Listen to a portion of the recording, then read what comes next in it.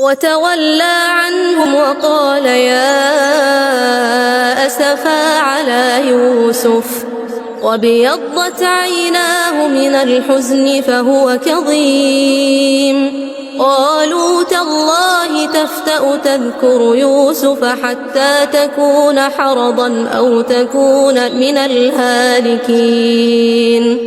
قال إنما أشكو بثي وحزني إلى الله وأعلم من الله ما لا تعلمون. يا بني اذهبوا فتحسسوا من يوسف وأخيه ولا تيأسوا من